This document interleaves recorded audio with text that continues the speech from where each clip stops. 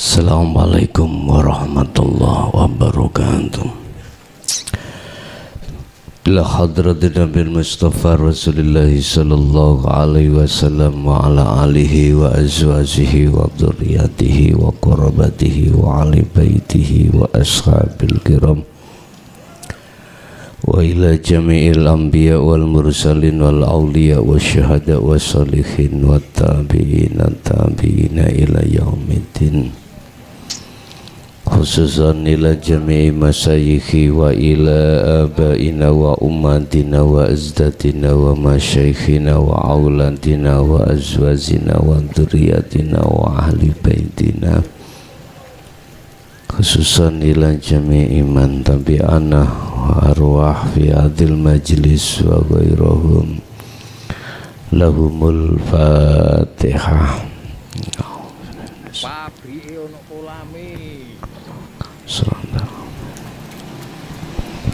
Bismillahirrahmanirrahim. Alhamdulillahi rabbil alamin wa bihi nasta'inu ala umuri dunya waddin. Asyhadu an la ilaha illallah wa asyhadu anna Muhammadan abduhu wa rasuluh. Allahumma salli wa sallim wa barik alaihi wa ala alihi wa ashabi ajmain. Qala Allahu ta'ala fi kitabil karim, a'udzu billahi minasyaitonir rajim, bismillahirrahmanirrahim. Fawailul lil musallin alladzina hum an salatihim sahun. Shadaqallahul azim. Amma ba'du. Hadis keempat, an Abi Abdurrahman, diceritakake saking Abi Abdurrahman Abdillah bin Mas'ud radhiyallahu anhu qala, mugi ngridoni sapa Allahu anhu saking Abdurrahman qala dawuh, haddatsana nyeritakake ingsun sapa Abi Abdurrahman, sapa sing nyeritakake Rasulullah Kanjeng Rasul salamugi paring rahmat sapa Allahu Gusti Allah alaihi ing atase Rasul wasallama lan paring keselamatan. Wahwa lan khali utawi Rasul iku as-sadiqu wong sing bener masduku tur kang den benerake. Hadis diceritakan dari Abdurrahman Abdillah bin Mas'ud iku Rasulullah dawuh cerita ngene, in ahadakum satemene sira kabeh iku yujma'u den kumpulake khalquhu fi batni ummi arba'ina yauman nutfatan, kabeh kuwi menungso dikumpulake Allah ing di dalam apa? Di dalam satu tempat, ya, di dalam rahim seorang ibu. Di situ 40 hari nutfah, maniku ning kudu. Jadi rahim itu tempat secara jasmani ini Pak, jasmani. Setelah 40 hari summa yakunu alaqatan misla dzalik, 40 dino 40 hari lagi menjadi segumpal darah. Summa yakunu mudghatam misla dzalik, habis itu 40 hari jadi segumpal daging. Iki yang paham itu dokter, dokter paham. Gawe dokter iku mlebu nang rahim, jadi nontoki njero rahim, jadi tahu. Dokter, kalau kita taunya dari luar. Setelah menjadi menjadi segumpal daging, summa yursalu ilaihil malaku fayamfuku fihi ruh. Kemudian Allah menyuruh malaikat fayamfuku fihi ar-ruha, menyuruh malaikat. Bahasa malaikat ini secara syariat termasuk alam gaib.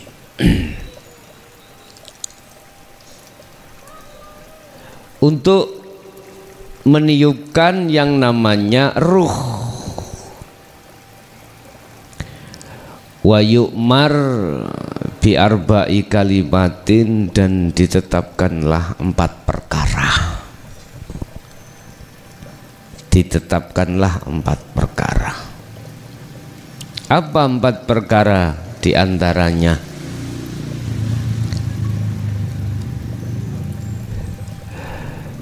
Bikat birizkihi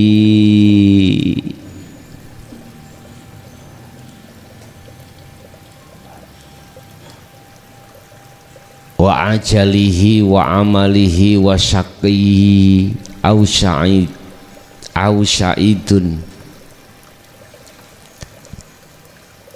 4 perkara itu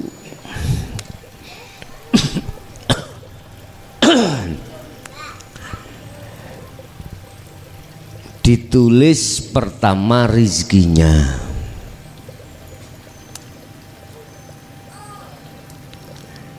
Sebelum kita memahami apa 4 perkara tersebut, di sini yang perlu kami garis bawahi terkait rohim fi ummihi.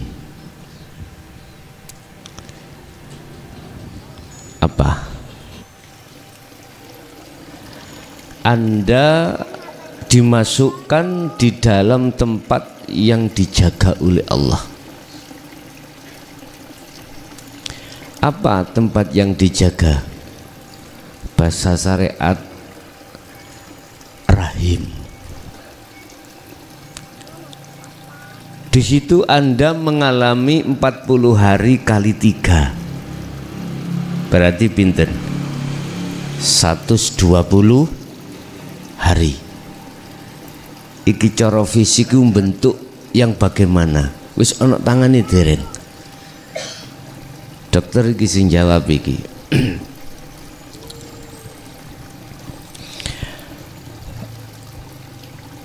Di perut ibu itu maksudnya yang apa? Kok di situ itu satu tempat yang dilindungi oleh Allah, dijamin atas kesuciannya, yang disebut rahim.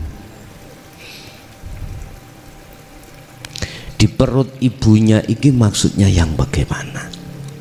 Gini Pak, ruh ya.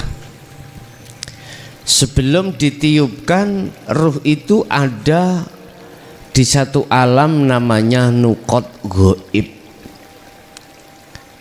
Alam di mana tidak akan bisa tercampur dengan kesenangan dunia.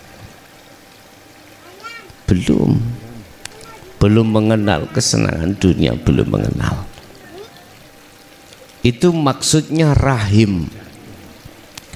Adalah nukot goib yang ada di singgasana Allah, yang di situ akan menjamin ruh itu tidak akan berbuat khianat pada Allah. Enggak. Ini sebelum ditiupkan. Lah,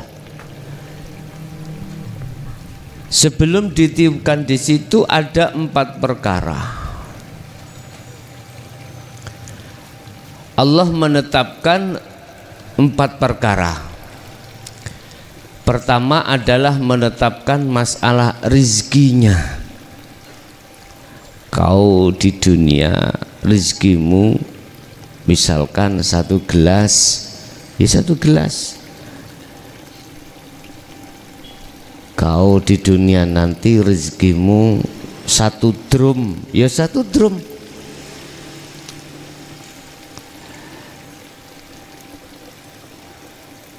Wa ajalihi, ajal.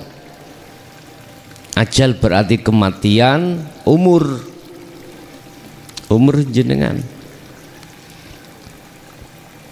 Anda dikasih umur 90, ada yang 80, ada yang 70, bahkan juga ada yang 100 punjuk, 100 lebih, ada juga yang tidak sampai sebelum nikah itu dikasih umur sih, sudah ditulis itu semuanya.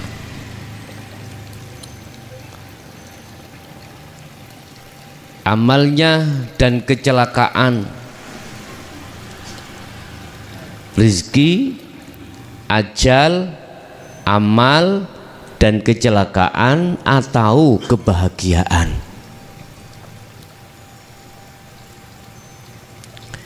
Amal dan kecelakaan ini perbuatan-perbuatan yang bersifatkan ing mungguh Allah itu enggak baik. Iki amal dan kecelakaan atau kebahagiaan. Kebahagiaan berarti amal-amal yang mungguh Allah itu baik.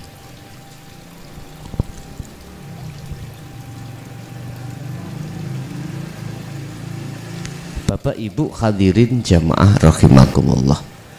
Rizki, ajal dan amal baik, amal jelek berarti kecelakaan, amal baik berarti kebahagiaan. Orang lain mengatakan nasib.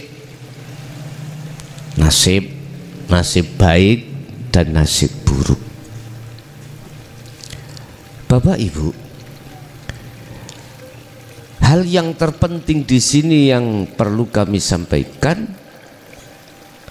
sebelum ditetapkan di antara 4 perkara itu,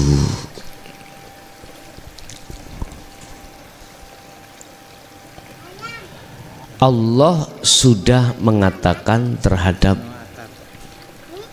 ruh tadi sebelum ditiup ya. Sebelum Allah meniup ruh itu lewat malaikat, mengutus malaikat bahasa syariat, Allah sudah menjanji terhadap si ruh itu. Di sini tidak dijelaskan, tapi di Al-Quran dijelaskan dengan bahasa alastu birabbikum qalu bala syahidna. Akhirnya ditegaskan di dalam tafsir, isi bala syahidna itu apa?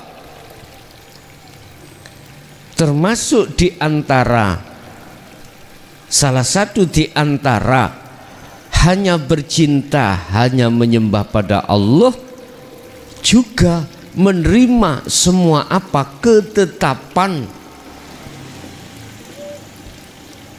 yang di dalam hadis disebutkan 4 perkara yang ditetapkan oleh Allah. Pertama adalah rizki, kedua adalah ajal, ketiga adalah amal, keempat adalah amal baik, amal jelek, keempat adalah amal yang baik. Ini sudah deal. Kita itu deal. Siap saya lakukan, siap tak jalanani. Makanya kadang-kadang saya heran, ada orang yang miskin, dia itu berkeluh kesah atas kemiskinannya, padahal dia dulu sudah berjanji, iya saya terima. Yang kaya sombong atas kekayaannya, padahal dia sudah yakin kalau dulunya itu selalu taat terhadap Allah di dalam kesombongannya. Inilah Pak yang kumaksud amanah. 4 perkara tadi tentang rizki. Ada rizki menjadikan Anda orang kaya dan miskin. Ajal menjadikan Anda itu sakit kemudian meninggal. Enggak sakit Anda meninggal. Amal yang menjurus kepada nasib tidak bagus, kecelakaan, itu sudah dicatat dan itu menjadikan Anda gelisah dan susah, padahal dulu sudah. Kemudian amal yang menjadikan kebahagiaan bagus. Dah. Mengapa mereka manusia secara rohaniyah ketika saat dihadapkan miskin, ketika saat dihadapkan sakit menjelang meninggal, dan atau dia gelisah karena dia itu menghadapi kondisi yang musibah, mengapa terus yang kaya itu menjadi sombong? Jawabannya cuma satu, padahal mereka itu dulunya sudah berjanji bila amanah. Tapi fakta kebanyakan kebalikannya. Dia kaya sombong karena kekayaannya, sombong karena kepandaiannya, dan dia kufur karena kemiskinannya. Dia gelisah karena musibahnya. Dia sombong karena kehormatannya. Begitu seterusnya. Mengapa manusia itu seperti itu? Sehingga tidak sesuai dengan apa yang telah dia sebutkan dalam satu perjanjian. Bala syahidna, artinya dia amanah. Karena jawabannya cuma satu, dia telah terkuasai ruhaniyah itu sifat basariyah. Hanya itu. Mengapa dia terkuasai sifat basariyah yang ditimbulkan nafsu nafsiyah dan amarah? Karena mereka tidak patuh dan tidak memperhatikan atas seruan di dalam dinul haq. Hanya itu jawabannya. Sebab banyak di antara orang yang kaya raya tapi tidak bertauhid. Ruhaniyahnya itu tidak condong pada Allah. Ruhaniyahnya condong pada dunianya. Yang dunianya itu ditaruh di dalam jabatan, ditaruh dengan pengusaha, ditaruh dengan pemborong, ditaruh dengan macam-macam. Ini akhirnya ruhaniyah itu jatuh di dalam kepentingan hawa nafsu. Alhaakumut takasur hatta zurtumul maqabir. hanya ini. Makanya lewat hadis ini saya serukan kepada Anda yang sudah berani berjanji untuk membawa amanah atas rizki, ajal, amal baik atau amal buruk, takdir kecelakaan atau takdir tidak kecelakaan, ketahuilah bahwasanya dulu kau berkata syahidna, hanya memandang Allahnya di dalam rizki, hanya memandang Allahnya di dalam ajal, hanya memandang Allahnya dalam takdir qadhi gak enak atau takdir pasti enak. Anda tidak melihat makhluknya. Bapak Ibu, kalau kita terkuasai ruhaniyah ini dengan sifat basariyah, seperti itulah kita. Yang kaya tambah kaya, yang miskin juga tambah miskin ruhaniyahnya. Sing alim tambah alim nafsunya. Akhirnya apa? Inilah yang kusebut sebagai hadis yang berikutnya. Allah katakan, sebetulnya kau waktu di dunia kau dekat dengan surga dan juga dekat dengan neraka. Bahasa di dalam hadis ini sehasta. Sehasta itu bagaimana tuh Pak? Kalau bahasa saya sehasta itu sakcuy lo, tahu sakcu? Bahasa Indonesianya sakcu itu apa? Sakcu, sakil. Jadi surga itu hanya sakil di depanmu, neraka juga sakil di depanmu. Barang siapa yang ditetapkan perbuatannya, melakukan perbuatan di dunia itu perbuatan yang mengarahkan neraka, maka neraka itu sakil. Bahasa Indonesia ini sakil itu, sak jengkal, satu jengkal. Apabila dia terus melakukan sejengkal itu perbuatan yang menjurus ke neraka, dia pun terperosok ke neraka. Tapi sehasta ini, mulai Anda balik sampai sebelum habis sehasta ini, Anda itu jelek.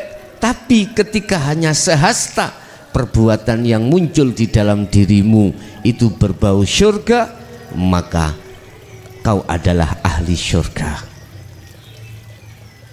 Sama, mulai kecil perbuatannya bagus, tinggal sehasta dia melakukan perbuatan yang menjurus ke neraka, maka jatuhlah Anda ke neraka. Artinya apa? Gini Pak, secara hakikatnya perbuatan bagus, perbuatan jelek yang dimaksud dalam hadis ini perbuatan yang tidak amanah dan amanah pada Allah.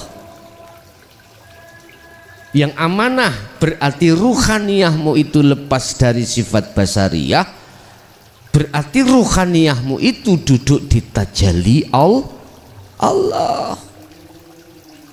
Tajalli Allah.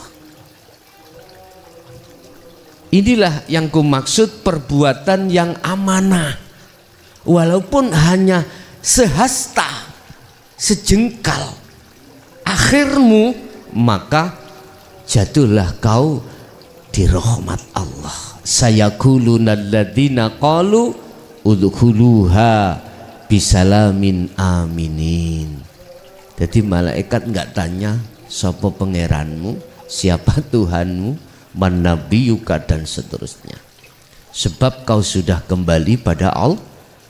Sahasta, sak jengkal itu Pak, lak cuwiut sih sak jengkal itu kecil. Wis, Itu amaliyah yang mendorong ke rahmat Allah. Bahasa syariat disebut surga di situ. Terus amaliyah yang tidak amanah, amaliyah yang disebut amaliyah dalam kecelakaan itu bagaimana? Amaliyah yang kau sahasta dan neraka itu bagaimana? Amaliyah yang timbul di dalam ruhaniyahmu ini yang bernuansa nafsu, bernuansa taholli. Artinya amaliyah yang timbul dari segi jasmani apapun, tetapi detik sejengkal ini Anda itu masih tidak mau lagi untuk bermakrifat pada Allah, tinggal sedikit.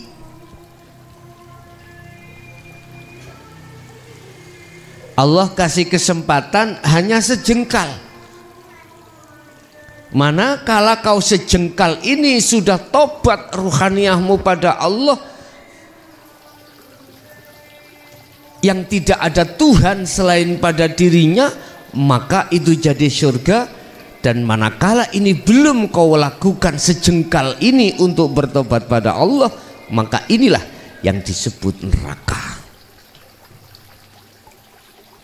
Kan tadi sudah saya katakan, sebelum ruh itu ditiupkan dan ditetapkan 4 perkara ini, 4 perkara adalah rizki, ajal, takdir, sugih, takdir melarat dan sugih, atau takdir enak gak enak, atau takdir kecelakaan dan tidak. Yang saya katakan yang tidak amanah, Anda ketika melakukan perbuatan di dunia ini dalam rangka menjalankan ketetapan yang telah ditetapkan oleh Allah, ruhaniyahmu itu memandang melihat makhluknya yang berupa ketetapan, tidak memandang Allahnya. Paham Bapak Ibu? Oleh sebab itu di mata Allah sudah dikatakan, aku tidak akan melihat statusmu, apakah kau orang kaya ataukah kau orang miskin, ataukah kau orang yang ahli ilmu atau tidak, maksudnya kau termasuk tokoh atau tidak. Allah tidak melihat kondisi dohiriyahmu itu, tetapi walakinnallaha yanduru fi qulubikum, Allah melihat ruhaniyahmu itu, apakah ruhaniyahmu betul-betul sudah amanah dari apa yang telah ditetapkan Allah ataukah belum. Hanya itu. Ruhaniyahmu itu madhep Allah apa bukan, hanya itu. Ada satu pertanyaan, kalau sudah ditetapkan berarti kita di dunia gak usah nyambut gawe, rezeki wis anu dhewe, wis teko wis datang sendiri. Enggak ada upaya usaha ikhtiar secara syariat. Ada pertanyaan seperti itu. Gak laliyo iku apa? Hah? Gak laliyo besok yo neraka yo babano. Ali surga gak laliyo iku bahasa Indonesia apa? Halo. Sing di RS itu, aku si SD gak lulus. Hah?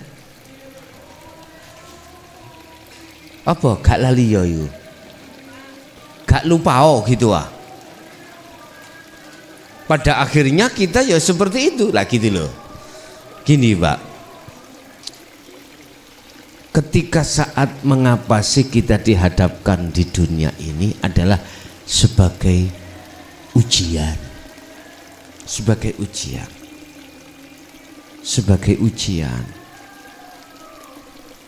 Lah, bentuk ujian inilah untuk menetapkan kita setia atau tidak. Walaupun sudah ditetapkan, sudah ditulis di Lauhil Mahfuz, bukan berarti jenengan itu tadi mohon maaf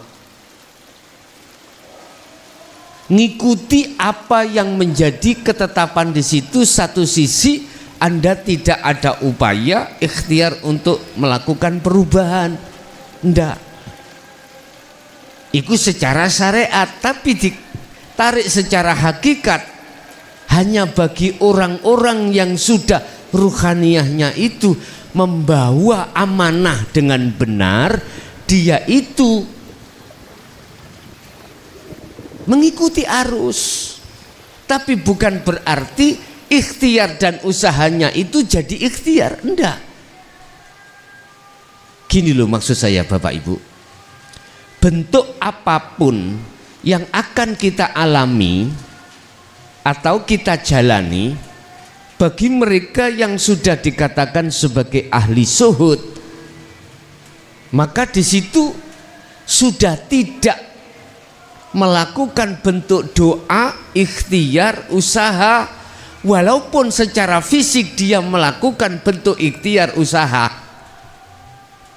Masih bingung? Loh, wong dohirnya melakukan bentuk ikhtiar, usaha, bentuk ngaji, bentuk amaliyah kholwat, ikulah usaha. Gini loh, orang yang sudah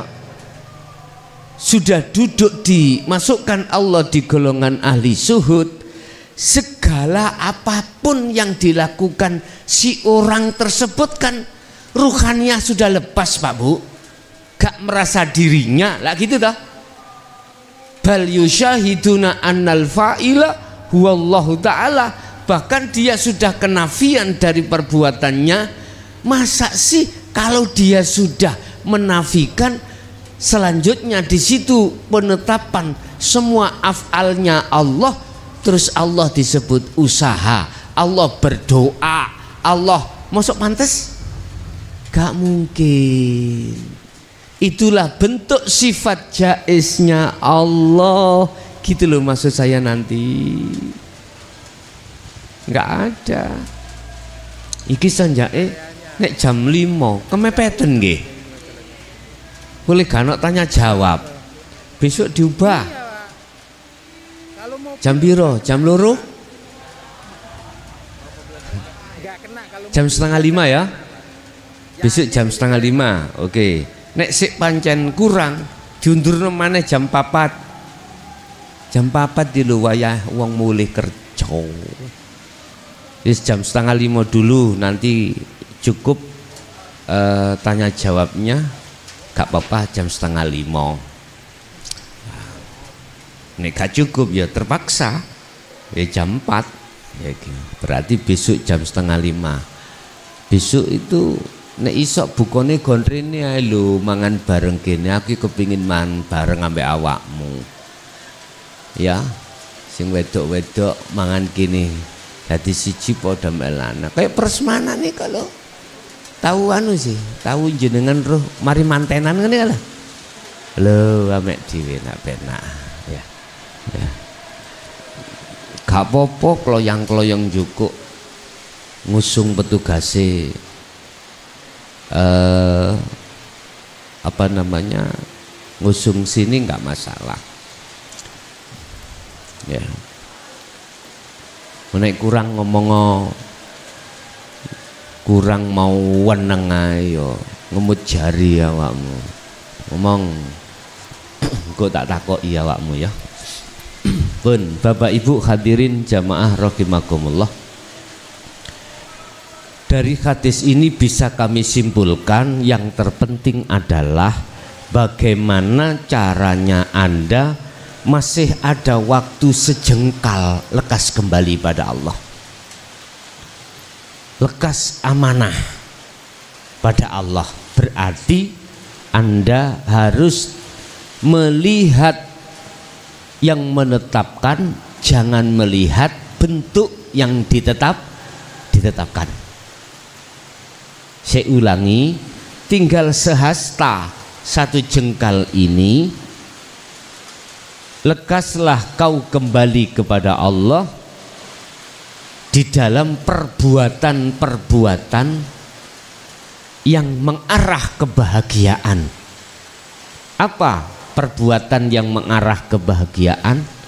Itu adalah perbuatan yang ruhaniyahmu itu sudah melepaskan taholli menuju tajalli Allah, melepaskan keakuanmu yang segala-galanya sebagai makhluk, selanjutnya menetapkan keakuannya Allah.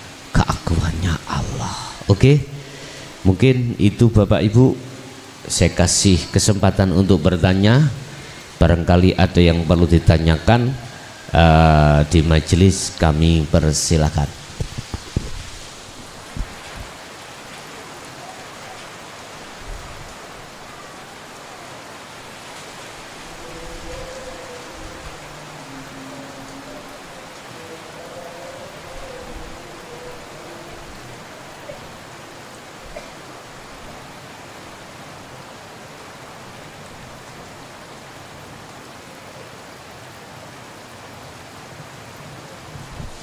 Tidak ada. Mungkin di luar yang ingin gabung, kami persilahkan di 082 141 295 309. Yang di jalur telepon barangkali ada yang ingin bertanya, kami persilahkan di 082 141 295 309.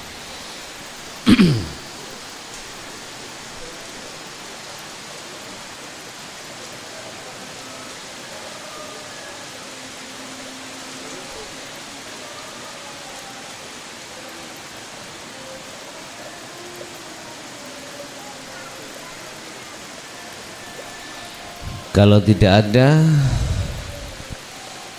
maka terpaksa kami sudahi acara pada malam hari ini dengan membaca Al-Fatihah.